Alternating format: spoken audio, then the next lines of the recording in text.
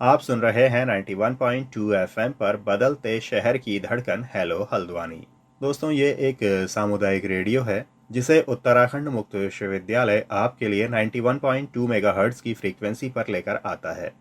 इस रेडियो पर हम समुदाय और समाज से जुड़े हुए कई तरह के कार्यक्रम लेकर आते रहते हैं। समुदाय और समाज की कई तरह की समस्याएं, उन समस्याओं के समाधान, उनकी अपनी प्रतिभा, उनकी अपनी बातें, उनके अपने मुद्दे, ये सब हम आप तक लेकर आते रहते हैं अलग अलग कार्यक्रमों के माध्यम से। तो साथ ही उत्तराखंड मुक्त विश्वविद्यालय से जुड़े हुए विद्यार्थियों की जानकारी के लिए भी कई तरह के कार्यक्रम हम इस रेडियो पर लेकर आते रहते हैं। तो ऐसे ही एक कार्यक्रम के साथ आज हमारे स्टूडियो में मौजूद हैं उत्तराखंड मुक्त विश्वविद्यालय के गृह विज्ञान विभाग से डॉक्टर पूजा भट्ट, और इनकी जानकारी का विषय है वृद्धावस्था में होने वाले परिवर्तन।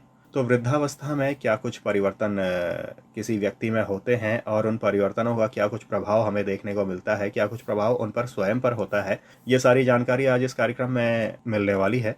तो पेश है आप सबके लिए ये कार्यक्रम। नमस्कार दोस्तों, मैं हूं डॉक्टर पूजा भट्ट और आप मुझे सुन रहे हैं उत्तराखंड मुक्त विश्वविद्यालय के सामुदायिक रेडियो हेलो हल्द्वानी 91.2 एफएम पे। साथियों, जैसा कि आप जानते हैं कि पिछले व्याख्यान में हमने बात करी थी वृद्धावस्था क्या होती है और इसके वर्गीकरण के विषय में। आज हम बात करेंगे कि वृद्धावस्था में कौन कौन से परिवर्तन होते हैं। मतलब आप किन चीजों को देखकर समझ सकते हैं कि कोई भी पर्टिकुलर पर्सन वृद्धावस्था की ओर बढ़ रहा है। चलिए बात करते हैं कि वृद्धावस्था में व्यक्ति में किस किस प्रकार के परिवर्तन होते हैं। अगर हम इन परिवर्तनों को कैटेगराइज करें तो ये परिवर्तन शारीरिक परिवर्तन, क्रियात्मक क्षमताओं का परिवर्तन, मानसिक क्षमताओं का परिवर्तन और व्यक्तित्व या फिर रुचि का परिवर्तन हो सकता है। इन परिवर्तनों के विषय में अब हम चर्चा करेंगे विस्तार से। सबसे पहले हम बात करते हैं कि शारीरिक परिवर्तन। जो शारीरिक परिवर्तन है ये सबसे पहले विजिबल होते हैं एजिंग के साथ साथ। तो इसमें सबसे पहले आप देखेंगे कि बाहरी परिवर्तन क्या होता है। बाहरी परिवर्तन का मतलब ये है कि ये ऐसे चेंजेस हैं जो आपको क्लियरली विजिबल होते हैं।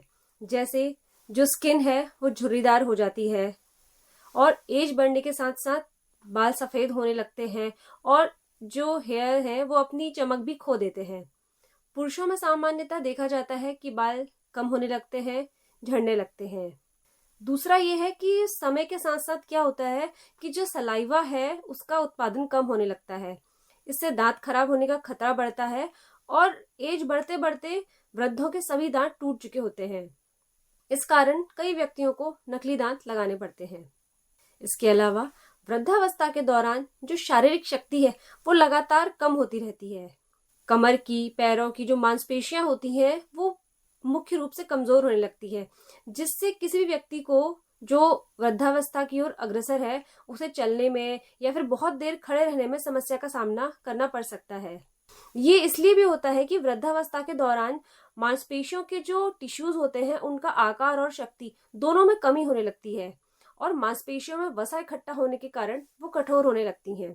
वृद्धों में मेनली जो बोन रिलेटेड प्रॉब्लम्स हैं वो भी काफी ज्यादा पाई जाती हैं, क्योंकि जो बोन्स हैं वो फ्रजाइल हो जाती हैं, कैल्शियम की कमी हो जाती है और जो जॉइंट्स होते हैं बहुत ज्यादा सेंसिटिव हो जाते हैं, जिसके कारण ऑस्टियोपोरोसिस या फिर आर्थराइटिस जैसी समस्याओं का सामना उनको करना पड़ता है। इसके अलावा वृद्धावस्था में जो लोगों का स्वभाव है वो एकदम चेंज हो जाता है। अधिकांश जो वृद्ध होते हैं वो चिड़चिड़े हो जाते हैं या फिर क्रोधी स्वभाव के हो जाते हैं। ये जो चेंजेस है ये मेनली उनका जो हार्मोनल इम्बैलेंस है उसकी वजह से हो सकता है, या फिर आप कहिए कि जो उनकी आर्थिक स्थिति है उसमें परिवर्तन हो जाता है, संवेदनात्मक तनाव उनको हो जाता है, या फिर जो उनकी सोशल स्टेटस है उसमें जो चेंजेस आता है। इन सब की वजह से जो उनका स्वभाव है वो बदल जाता है। अब हम बात करेंगे कि आंतरिक रूप से क्या क्या परिवर्तन होते हैं व्यक्ति के शरीर में। सबसे पहला परिवर्तन की हम बात करेंगे वो है श्वसन प्रणाली में परिवर्तन। इसमें क्या होता है कि जो बूढ़े लोगों को अक्सर आपने देखा होगा कि इनको सांस लेने में प्रॉब्लम होती है, क्योंकि जो उनके लंग्स है उनमें वो एफिशिएंसी नहीं रहती है एक एज के बाद, तो इसलिए उनको सांस लेने में अक्सर दिक्कत होती है और इसीलिए जो बूढ़े लोग होते हैं वो कम सक्रिय होते हैं और सुस्त रहते हैं। दूसरा है जठरांत्र प्रणाली का परिवर्तन, यानी जो गैस्ट्रोइंटेस्टाइनल प्रोसेस है उसमें भी परिवर्तन देखने को मिलता है। इसमें क्या होता है कि बूढ़े व्यक्तियों को भूख लगनी कम हो जाती है, क्योंकि उनमें जो एंजाइम्स हैं और जो बॉडी में जो रस पाए जाते हैं, अम्ल पाए जाते हैं, उनका जो सिक्रीशन है वो कम हो जाता है, जिससे क्या होता है कि जो उनका भोजन है वो पूरी तरह से पच नहीं पाता है और जो पोषक तत्वों का उपयोग प्रतिकूल रूप से उनको प्रभावित करता है। इसीलिए शारीरिक जो उनकी क्रियाशीलता है वो भी कम हो जाती है। इसके साथ उनका डाइजेशन का प्रोसेस भी गड़बड़ा जाता है। तो इसलिए आप समझ सकते हैं कि जो वृद्धावस्था में ऊर्जा की आवश्यकता अन्य अवस्थाओं की अपेक्षा कम हो जाती है। नेक्स्ट है गुर्दे की प्रक्रिया में परिवर्तन। जो किडनीज है उनकी फंक्शन में भी चेंजेस आ जाते हैं। इसमें ऐसा होता है कि जो किडनीज हैं उनमें टिश्यू कम हो जाते हैं, धीरे धीरे नेफ्रॉन की संख्या उनमें घट जाती है, जिससे कि जो भी वेस्टेज होता है बॉडी का वो अच्छे से छन नहीं पाता है वृद्धों में। तो इसलिए वृद्धों में जो मेनली यूरिनेशन की प्रॉब्लम देखने को मिलती है, उनको फ्रीक्वेंट यूरिनेशन हो सकता है। इस प्रकार की समस्याएं बूढ़े लोगों में अक्सर देखी जाती हैं। इसके बाद हम बात करेंगे हृदय प्रणाली और रक्तचाप में परिवर्तन। एज बढ़ने के साथ साथ वृद्ध व्यक्तियों में जो हार्ट रिलेटेड प्रॉब्लम्स और हाई बीपी के इश्यूज भी आने लगते हैं। तो बढ़ती आयु के साथ हृदय बहुत धीमी गति से कार्य कर पाता है। रक्त परिसंचरण से रक्त वाहिनियों की दीवारों पर दबाव पड़ता है, जिससे कि इनको हाई ब्लड प्रेशर का प्रॉब्लम रहता है। वृद्धावस्था में रक्तचाप के स्तरों में भी भारी उतार चढ़ाव देखा जाता है, जो कई बार उनके लिए घातक साबित हो सकता है। और मेनली ओल्ड एज में हाई ब्लड प्रेशर एक बहुत ही गंभीर समस्या हो सकती है। फिर है केंद्रीय तंत्रिका तंत्र में परिवर्तन। आयु बढ़ने के साथ साथ सेंट्रल नर्वस सिस्टम में भी परिवर्तन आता है, जैसे कि धमनी और शिरापाक में प्रभाव की दर में कमी आ जाती है, मस्तिष्क में रक्त प्रभाव में कमी आ जाती है और ऑक्सीजन और ग्लूकोज की जो खपत होती है उसमें भी गिरावट देखने को मिलती है। कोशिकाओं की संख्या में कमी होने लगती है। तो ये थे सेंट्रल नर्वस सिस्टम के परिवर्तन से बॉडी में जो जो चेंजेस देखने को मिलते हैं।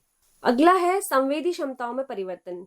जैसा कि आप जानते हैं कि जितनी हमारी जो इंद्रियां हैं उनके माध्यम से ही हम बाहरी दुनिया के साथ संवाद करते हैं, लेकिन ओल्ड एज में जितनी भी संवेदी क्षमताएं होती हैं वो धीरे धीरे कम होने लगती हैं। जैसे कि आई साइड में प्रॉब्लम आने लगती है, जो पुतलियां हैं आंखों की वो छोटी हो जाती है और अनियमित हो जाती हैं, जिस वजह से पलकें जो झपकाने की प्रवृत्ति है वो काफी तेज हो जाती है। कलर में आप बहुत अच्छे से डिफ्रेंशिएट नहीं कर पाते हैं। वृद्धावस्था के दौरान जो मोतियाबिंद है वो आमतौर पर देखी जाती है। मोतियाबिंद की समस्या के कारण दृष्टि धुंधली हो जाती है, जिस कारण देखने में भी तकलीफ होती है। वृद्धावस्था में देखने के साथ साथ सुनने की क्षमता में भी गिरावट आती है और जो टेस्ट बर्ड्स हैं उनमें भी काफी चेंजेस आता है। और इसी कारण कभी कभी ऐसा होता है कि वृद्धों को खाना अच्छा नहीं लग पाता है और भूख भी कम हो जाती है। और ये भी देखने को मिलता है कि या तो आंशिक रूप से जो उनकी गंध के प्रति संवेदनशीलता है वो भी काफी कम हो जाती है। वृद्धावस्था के साथ जैसे जैसे त्वचा शुष्क और सख्त होती जाती है, जो स्पर्श की संवेदना है वो भी कम हो जाती है। नेक्स्ट जो चेंज है वृद्धावस्था का वो है हार्मोन का जो सिक्रीशन है उसमें कमी हो जाती है।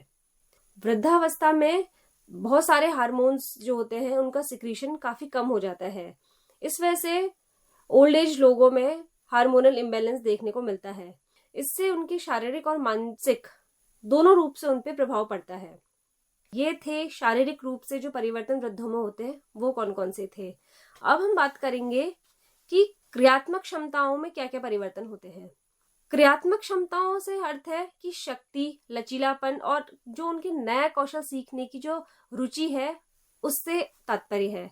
तो जैसे जैसे एज बढ़ती है वृद्धों में शक्ति, गति और जो नए कौशल सीखने की जो क्षमता है तीनों में ही गिरावट पाई जाती है। फिर हम बात करते हैं मानसिक क्षमताओं में परिवर्तन।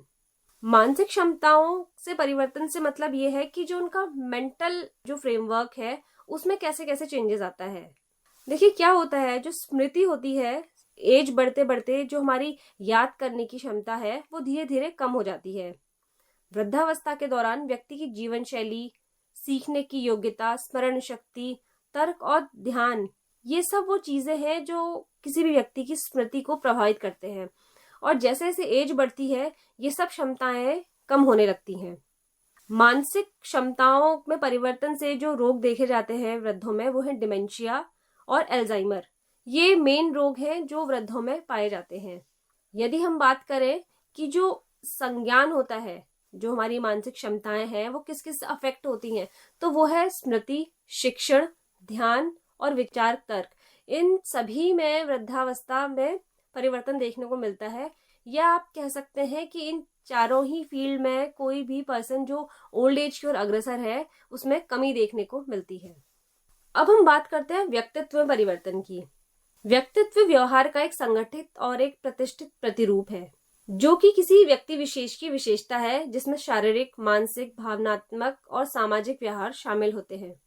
वृद्धावस्था के दौरान कुछ वृद्धों में स्वयं की उपस्थिति, वस्त्र और धन में रुचि होती है, लेकिन कुछ वृद्ध ऐसे भी होते हैं जो बहुत ज्यादा उदासीन हो जाते हैं और स्वयं उसी बिंदु पे केंद्रित होते हैं वे जिस बारे में अधिक सोचते हैं। वो दूसरों की रुचि और इच्छाओं के बारे में बहुत कम सोचते हैं। तो ऐसे जो लोग होते हैं वो स्वयं की उपस्थिति पे ज्यादा ध्यान नहीं देते हैं। और जो वृद्ध व्यक्ति सामाजिक गतिविधियों में अत्यधिक सक्रिय होते हैं, वो जो पर्सन होते हैं वो स्वयं की उपस्थिति पे ध्यान देते हैं। वृद्ध पुरुष और महिलाएं मनोरंजक गतिविधियों में रुचि रखते हैं और आवश्यकता होने पर अपनी रुचि को भी बदलते हैं। वृद्धावस्था के दौरान सामान्यतः सामाजिक कार्यों में रुचि कम होने लगती है, जिसका कारण हेल्थ सही न होना, फाइनेंशियली प्रॉब्लम में होना या फिर परिवार की जिम्मेदारी आना हो सकता है। इस अवस्था में मेनली क्या होता है, जो वृद्ध होते हैं उनकी धार्मिक चीजों में रुचि बढ़ जाती है। तो आज के इस व्याख्यान में हमने जाना कि वृद्धावस्था में कौन कौन से परिवर्तन देखने को मिलते हैं। ये परिवर्तन आपने जाना कि शारीरिक हो सकते हैं, जो कि बाहरी और आंतरिक दोनों हो सकते हैं। क्रियात्मक क्षमताओं का परिवर्तन हो सकता है, मानसिक क्षमताओं का परिवर्तन हो सकता है और व्यक्तित्व या फिर रुचि का परिवर्तन हो सकता है। ये परिवर्तन जरूरी नहीं है कि प्रत्येक वृद्ध व्यक्ति में एक साथ दिखाई दें और एक समान रूप से दिखाई दें। ये अलग अलग प्रकार के और इनकी जो तीव्रता है वो हर व्यक्ति में अलग अलग देखने को मिलती है। शिक्षार्थियों, ये था हमारे आज के व्याख्यान के विषय में। आशा करती हूँ कि आज का ये व्याख्यान आपको पसंद आया हो। अगले व्याख्यान में हम बात करेंगे वृद्धावस्था के दौरान पोषण की आवश्यकता पर। तब तक के लिए नमस्कार, धन्यवाद।